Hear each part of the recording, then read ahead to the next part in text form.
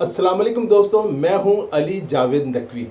کیا آپ یقین کریں گے کہ وائٹ ہاؤس کے انتہائی خفیہ سچویشن روم میں جہاں سے اسامہ بن لادن کے خلاف آپریشن عراق اور افغانستان پر حملے کی نگرانی کی گئی تھی، وہیں ایک دن جیفری ایپسٹن فائلز پر ہنگامی اجلاس ہو رہا تھا۔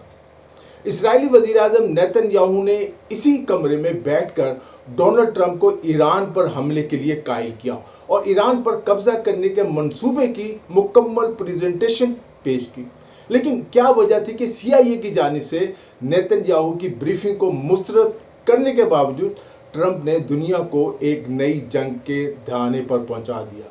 یہ انکشافات کسی سازشی ویب سائٹ کے نہیں بلکہ نیو یارک ٹائمز کے 2 سینئر صحافیوں کی نئی کتاب میں سامنے آئے ہیں، جنہوں نے وائٹ ہاؤس کے اندر ہونے والی خفیہ ملاقاتوں، طاقت کے کھیل اور ٹرمپ کے قریبی حلقے کے ایسے راز بے نقاب کیے ہیں جو پہلے کبھی منظر عام پر نہیں آئے۔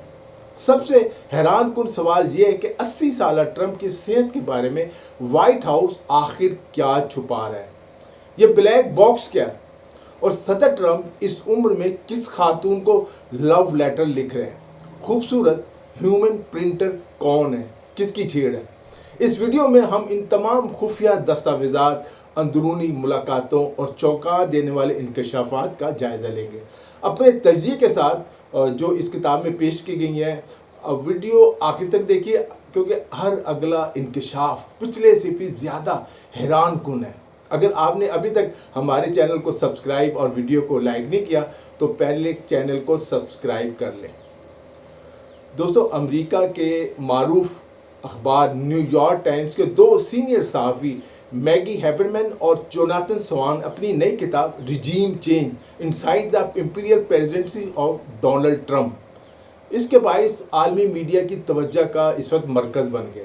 کتاب منظر عام پر آتے ہی سیاسی حلقوں میں تہلکہ مچ گیا، کیونکہ اس میں وائٹ ہاؤس کے بند دروازوں کے پیچھے ہونے والی انتہائی خفیہ ملاقاتوں، ایران پر حملے کے فیصلے، CIA کے کردار، نیتن یاہو کے امریکہ میں اثر و رسوخ اور صدر ڈونلڈ ٹرمپ کی حکمت عملی اور ان کی ذہنی حالت سے متعلق ایسے انکشافات کیے گئے ہیں جو اس سے پہلے کبھی سامنے نہیں آئے۔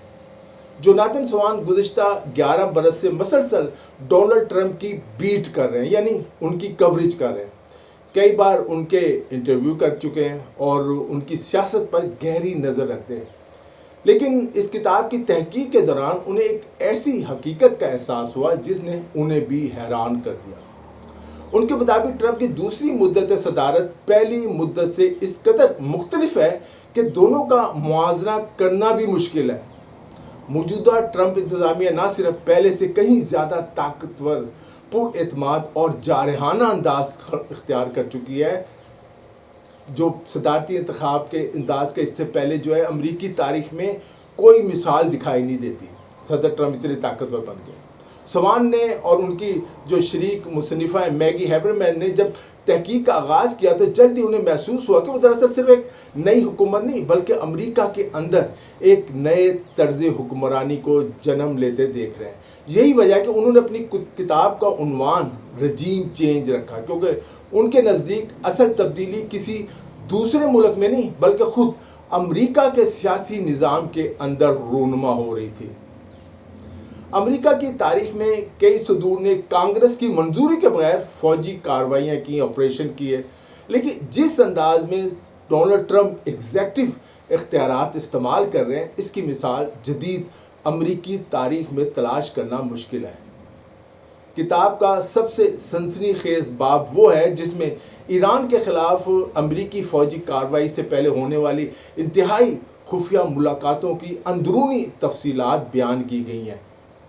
کتاب کے مصنف جوناتھن سوان کے مطابق ان میں سب سے غیر معمولی اجلاس وہ تھا جس میں اسرائیلی وزیر اعظم بنیامین نیتن یاہو کو براہ راست وائٹ ہاؤس کے سچویشن روم میں امریکی صدر ڈونلڈ ٹرمپ اور ان کی قومی سلامتی کی ٹیم کو بریفنگ دینے کی اجازت دی گئی۔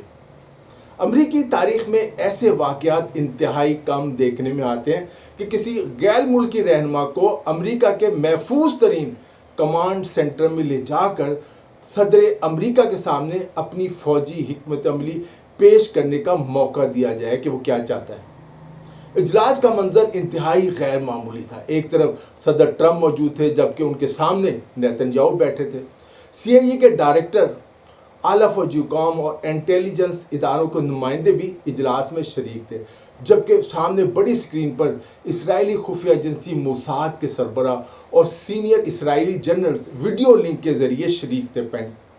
نیتن یاہو صرف زبانی دلائل دینے نہیں آئے تھے بلکہ اپنے ساتھ ایک مکمل پریزنٹیشن کے لائے تھے۔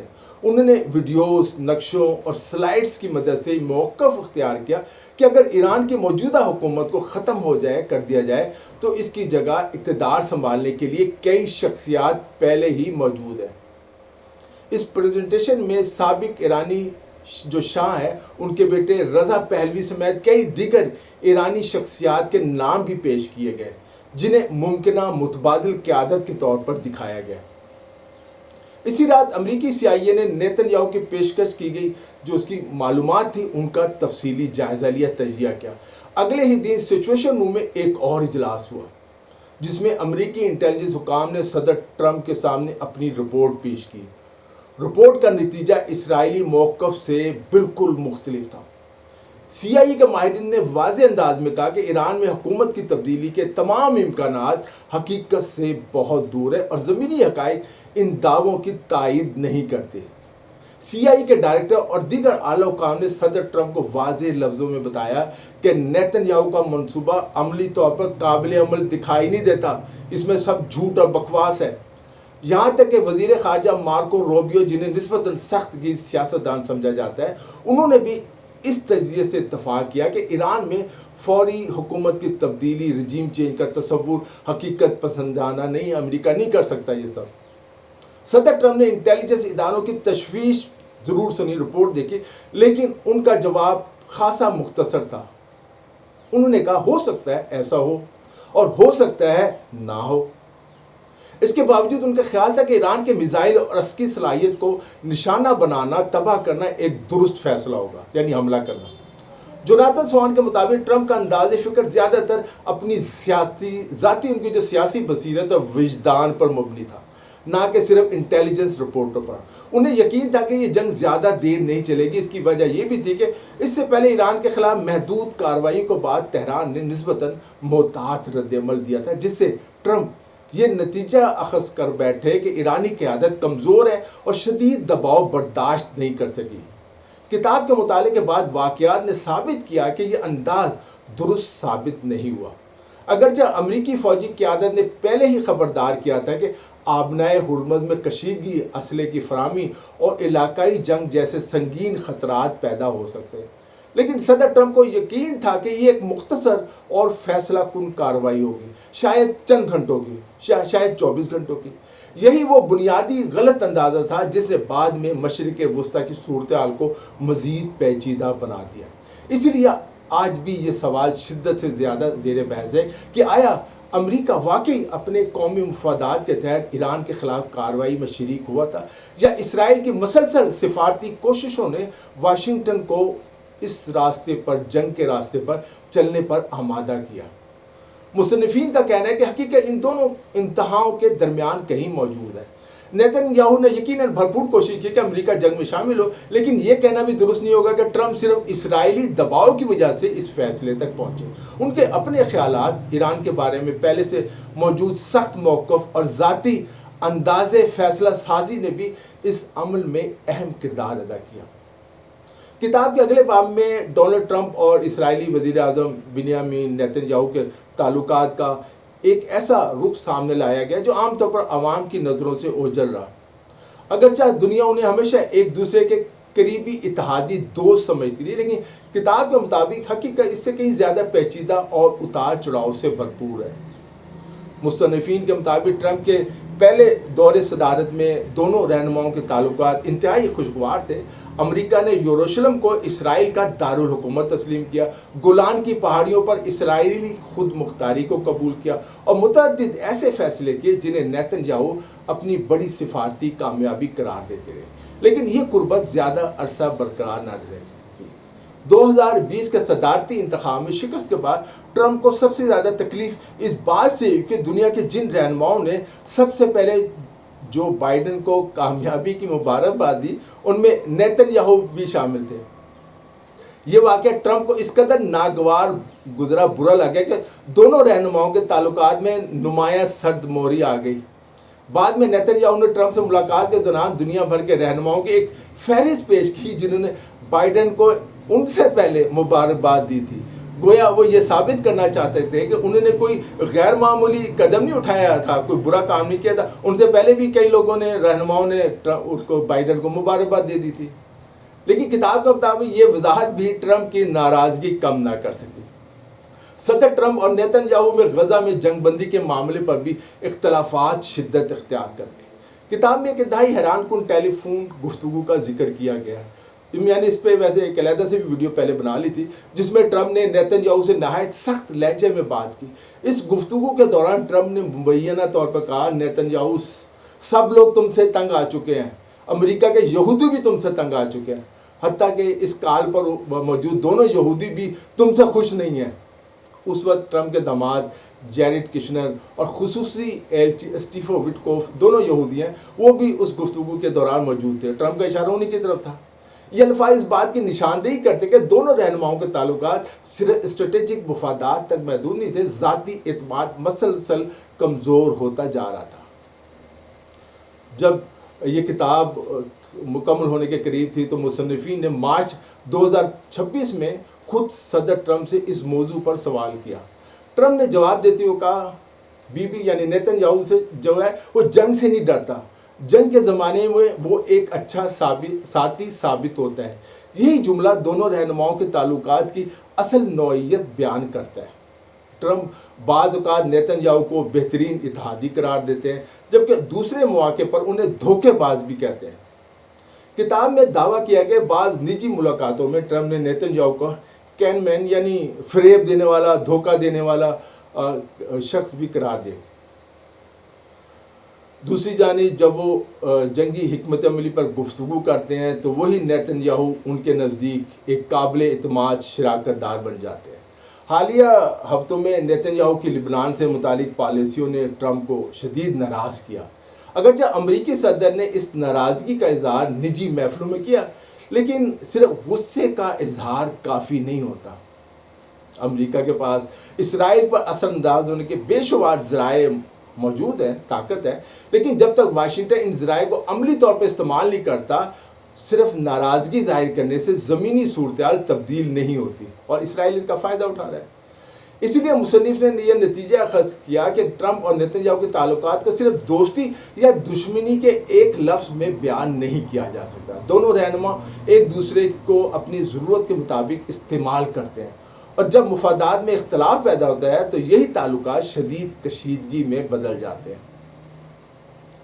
کتاب کے اگلے حصے میں مصنفین نے ڈونلڈ ٹرمپ کی دوسری مدت صدارت کے ان با اثر کرداروں کا ذکر کیا ہے جو بظاہر منظر کے پیچھے رہتے ہیں، منظر پہ نہیں آتے، مگر امریکی پالیسی سازی پر ان کا اثر غیر معمولی بتایا جاتا ہے۔ جوناتھن سوان کے مطابق ایران کے بعد کیوبا موجودہ امریکی انتظامیہ کی خاص توجہ کا مرکز بن چکا ہے۔ مارکو روبیو برسوں سے کیوبا کے حوالے سے سخت موقف رکھتے آئے ہیں۔ ان کی آٹو بایوگرافی میں بھی یہ واقعہ درج ہے کہ بچپن میں انہوں نے اپنے دادا سے کہا تھا کہ ایک دن وہ جلا وطن کیوبن باشندوں کی فوج کی قیادت کرتے ہوئے فیڈل کاسٹرو کی حکومت کا خاتمہ کریں گے اور ایک آزاد کیوبا کے صدر بنیں گے۔ ایران کے معاملے میں روبیو نسبتاً پس منظر میں رہے، لیکن کیوبا کے بارے میں وہ مسلسل متحرک دکھائی دیتے ہیں، جس سے اندازہ ہوتا ہے کہ یہ معاملہ ان کی ذاتی اور سیاسی ترجیحات میں سر فہرست ہے۔ کتاب میں جس شخصیت کا سب سے زیادہ ذکر کیا گیا وہ وائٹ ہاؤس کے deputy chief of staff Stephen Miller ہیں۔ جوناتھن سوان کے مطابق اگر کسی ایک شخص کو ٹرمپ انتظامیہ کا اصل پالیسی ساز کہا جائے تو وہ اسٹیفن ملر ہیں۔ پہلے دور حکومت میں ملر کا زیادہ تر کردار امیگریشن پالیسی اور صدارتی تقاریر تک محدود تھا، لیکن اب ان کا دائرہ اختیار حیرت انگیز حد تک وسیع ہو چکا ہے۔ وہ صرف داخلی سلامتی نہیں بلکہ قومی سلامتی، میکسیکو سے متعلق پالیسی، کیریبین وہاں جو امریکی کارروائیوں اور مغربی نصف کرے سے متعلق متعدد معاملات میں بھی اہم مرکزی کردار ادا کر رہے ہیں۔ وائٹ ہاؤس کے اندر یہ بھی قیاس آرائیاں جاری رہتی ہیں کہ اسٹیفن ملر مستقبل میں قومی سلامتی کے مشیر یا حتیٰ کہ چیف آف اسٹاف کا عہدہ حاصل کرنا چاہتے ہیں۔ داخلی پالیسیوں کے حوالے سے اسٹیفن ملر کا اثر و رسوخ کسی بھی دوسرے مشیر سے کہیں زیادہ ہے۔ کتاب کا سب سے حیران کن کردار نیٹلی ہارپ ہے، جن کا نام امریکی عوام شاید کم ہی جانتے ہو، لیکن وائٹ ہاؤس کے اندر انہیں غیر معمولی اہمیت حاصل ہے۔ جوناتھن سوان کے مطابق نیٹلی ہارپ پر ہر اہم اجلاس میں صدر ٹرمپ کے ان کو بالکل قریب موجود ہوتی ہیں۔ وہ اکثر اوول آفس میں لیپ ٹاپ کھول دیوار کے ساتھ بیٹھی نظر آتی ہیں۔ وائٹ ہاؤس کے اہلکار انہیں مذاق میں ہیومن پرنٹر کہہ کر چھیڑتے ہیں، ہیومن پرنٹر ہے۔ اس کی وجہ یہ ہے کہ وہ ہر وقت صدر ٹرمپ کے لیے اخبارات، سوشل میڈیا، ویب سائٹ اور مختلف ذرائع سے ایسی خبریں اس کے پرنٹ کر کے لا کے دیتی ہیں، اس کے پرنٹ نکال کے دیتی ہیں جو صدر ٹرمپ کے لیے حوصلہ افزائی یا کہہ لیں کہ ان کو خوش رکھتے ہیں اور خوشگوار ان کا موڈ ہو جائے۔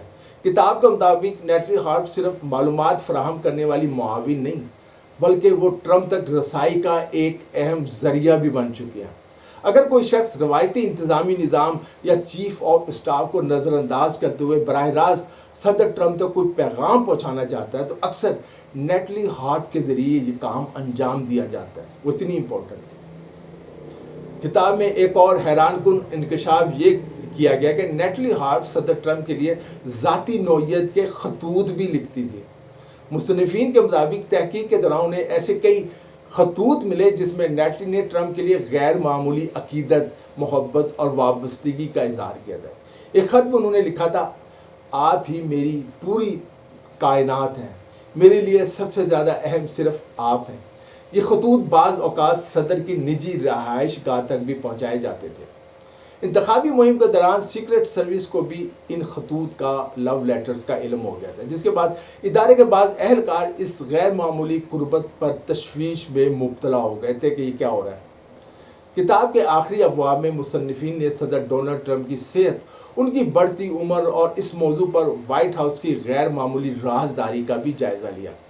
اگرچہ کتاب کا مرکزی موضوع ٹرمپ کی پالیسی سازی اور اقتدار کے استعمال کا انداز ہے، لیکن مصنفین کے مطابق ایک ایسا پہلو بھی ہے جس پر امریکی عوام مسلسل سوال اٹھاتے رہے ہیں، اور وہ ہے صدر ٹرمپ کی جسمانی اور ذہنی صحت۔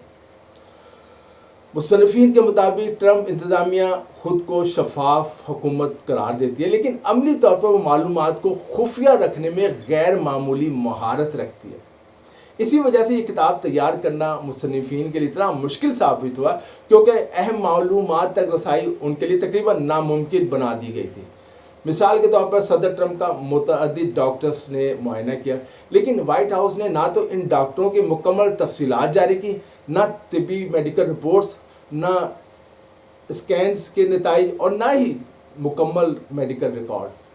ٹرمپ یقیناً اب اس 80 برس کے ہو چکے ہیں، اس لیے عمر کے اثرات جو ہیں وہ فطری ہیں 80 برس میں، لیکن ان کی گفتگو، یادداشت اور فیصلے کرنے کی صلاحیت، انہیں کوئی غیر معمولی فرق محسوس نہیں ہوا کہ ان کی یادداشت کم ہوئی ہے۔ یا حالیہ مہینوں میں ٹرمپ کئی ایسی عوامی تقاریر اور پریس کانفرنس میں بعض اوقات ایسا ضرور ہوا کہ الفاظ یا ممالک کے نام غلط بول دیتے ہیں، جغرافیہ غلط بیان کر دیتے ہیں۔ اگر ایسے واقعات کسی اور صدر کے دور میں پیش آتے تو شاید پورا میڈیا ان کی ذہنی صلاحیت پر سوالات اٹھا رہا ہوتا۔ یہ حقیقت ہے کہ بہت سے امریکی شہری جو ہیں ٹرمپ کی صحت اور ذہنی حالت کے بارے میں پریشان ہیں۔ ٹرمپ کی صحت آج بھی وائٹ ہاؤس کے اندر بلیک باکس، یعنی ایک ایسے راز کی مانند ہے جس کے بارے میں انتہائی محدود معلومات باہر آنے دی جاتی ہیں، کسی کو کچھ نہیں بتایا جاتا۔ مصنفین کے مطابق جب انہوں نے کتاب لکھنے کے لیے صدر ٹرمپ سے صدارتی اختیارات اور عالمی سیاست پر سوالات کیے تو ٹرمپ نے اپنے معاونین سے 2 صفحات پر مشتمل ایک دستاویز منگوائے۔ یہ بھی حیران کن واقعہ ہے۔ اس دستاویز میں تاریخ کی ان شخصیات کا ذکر تھا جنہوں نے دنیا کے طاقتور ترین حکمرانوں میں جنہیں شمار کیا جاتا ہے۔ ان میں چین کے Mao Zedong, Joseph Stalin, Hitler, سکندر اعظم، چنگیز خان، تیمور اور رومی سیزرز جیسے نام شامل تھے۔ ٹرمپ اس فہرست کو بڑے اطمینان سے پڑھ رہے تھے اور بار بار اس بات پر زور دے رہے تھے کہ تاریخ میں ان حکمرانوں کے پاس غیر معمولی طاقت تھی۔ آج ان کے پاس بھی بے پناہ صدارتی اختیارات موجود ہیں اور وہ ضرورت پڑنے پر ان اختیارات کو استعمال کرنے کے لیے تیار ہیں۔ انہیں سب سے زیادہ حیرت اس بات پر ہوئی مصنفین کو کہ ٹرمپ نے ہٹلر کا نام اس کا بھی ذکر کیا اور بغیر جھجک کے کیا، حالانکہ ماضی میں جب ناقدین ان کا موازنہ ہٹلر سے کرتے تھے وہ شدید رد عمل ظاہر کرتے تھے ٹرمپ۔ اب خود کہہ رہے ہیں۔ مصنفین کے مطابق یہ سوال بالکل جائز ہے کہ کیا 80 برس کی عمر میں کسی بھی شخص کو دنیا کے طاقتور ترین منصب پر فائز ہونا چاہیے یا نہیں؟ دوستو، یہ کتاب آپ کو کیسی لگی نیچے کمنٹس میں اپنی رائے کا اظہار ضرور کریں۔ اگر چینل کو سبسکرائب نہیں کیا تو چینل کو بھی سبسکرائب کر لیں تاکہ آپ کو ہماری معلوماتی ویڈیوز دیکھنے کو ملتی رہے۔ علی جاوید نقوی کو اجازت دیجیے، اپنا خیال رکھیے گا، خدا حافظ۔